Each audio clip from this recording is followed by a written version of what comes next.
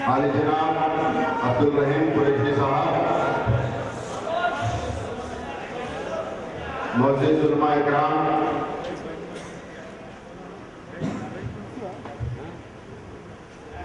दोस्तों, आलिम दीन हज़रात,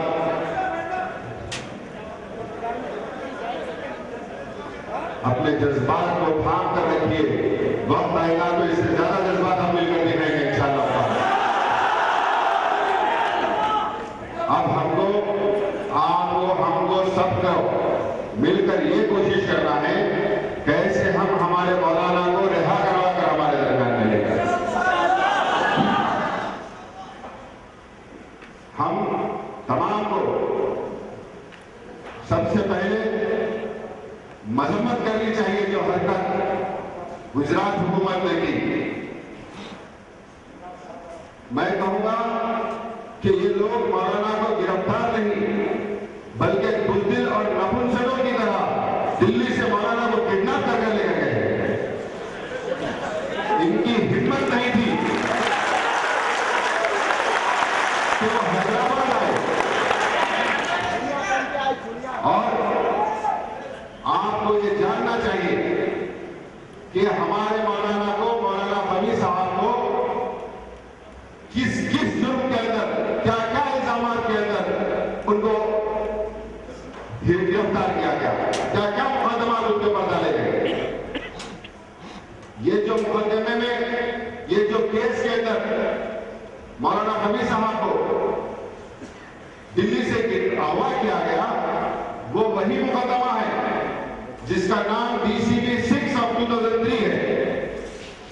और इसका कंप्लेनेंट वही बदबख्त है जो हैदराबाद आकर मुजाहिद इस्लाही का इनकाउंटर करता है और मौलाना नसीर को यहां से लेके जाता है।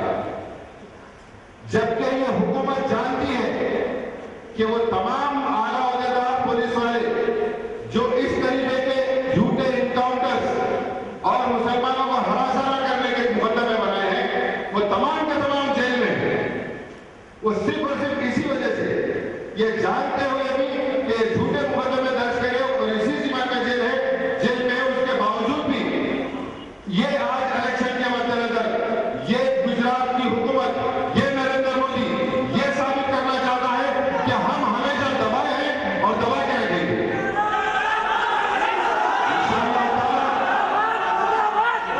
और आपको ये जानकर हैरत होगी उस मुकदमे के अंदर क्या इल्जामात है। उस मुकदमे के अंदर इल्जामात ये है, एक कंप्लेन देता है, उसके कंप्लेन के बाद उसको कोटा अदालत में शिफ्ट किया जाता है। 2013 में कोटा का एक एफआईआर इशू होता है।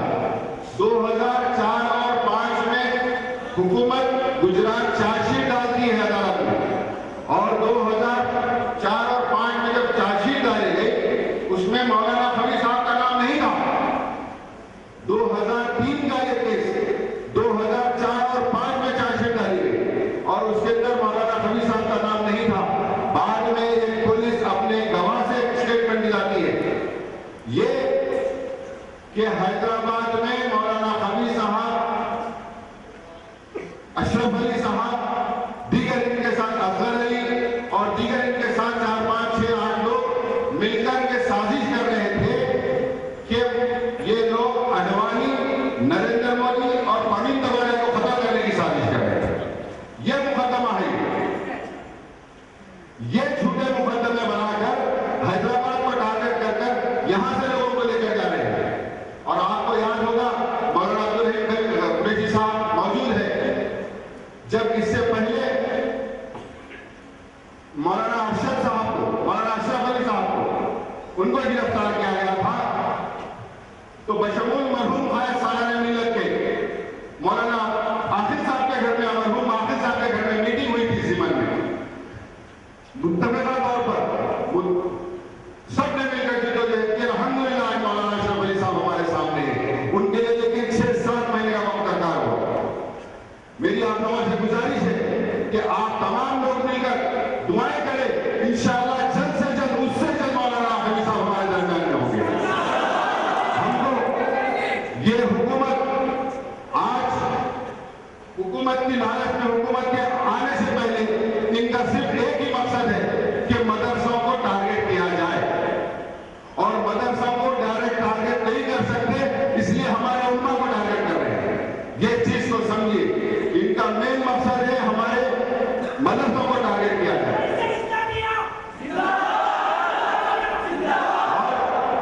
मैं आपको यह भी बताना जरूरी समझूंगा कि आज ये हुकूमत का ख्वाब देखने वाला ये नरेंद्र मोदी हुकूमत बनने से पहले ये कर रहा है।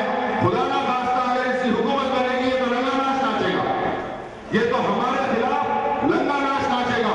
और ये कोटा कानून सिर्फ और सिर्फ हमारे को और दलितों को और पिछड़े जातों को हरासा करने के लिए बनाया गया है। अगर बीजेपी हुकूमत आती है तो फिर से कोटा लेकर आएगी वो।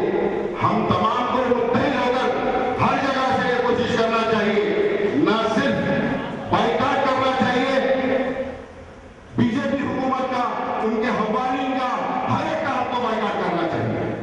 और साथ ही साथ मैं आपसे ये भी कहूंगा कि हम अखाड़े के खानों में मत पड़े। हमको इनका मंसूबा है कि हमको अखाड़े के खानों में बांट कर वो हमें फूल डालकर हमारे को मुंतशिर कर हमारे को हरासा करे, हमारे को कमजोर करे। मैं और मेरी जमात की जानिब से, जैसे कि जिस वक्त अव्वलीन वक्त मुगनी साहब से और मिनहाज से सदर मुहर्रम को इत्तला मिली कि खली साहब को उठा कर ले जाया गया, तो असदुद्दीन अवैधी साहब ने मौलाना मुगनी साहब से मुशावरत के बाद एक टीम तश्कील दी और तमाम टीम को दिल्ली को रवाना किया। अल्हम्दुलिल्लाह फख्र के साथ आपको कह सकते हैं एक जर्रा बराबर शिकन नहीं है अब्दुल खली साहब के चेहरे पर। एक परसेंट उनके चेहरे पे किसी किस्म की शिकन नहीं, सिर्फ वो एक ही बात कहते हैं कि इंशाअल्लाह अल्लाह जो करेगा अच्छा करेगा इंशाअल्लाह। वहां पर कल अदालत में खली साहब को पेश किया गया, वकीलों ने जिरा किया। 7 तारीख तक पुलिस हिरासत में खली साहब को दिया गया। एक दिन हमारा वकील और रिश्तेदार खली साहब से मिल सकते हैं और डेली खली साहब को तिब्बी इमदाद दी जाएगी।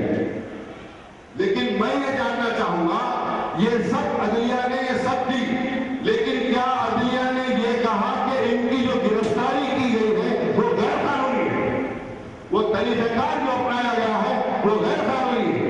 अगर तुम्हारे में हिम्मत थी वारंट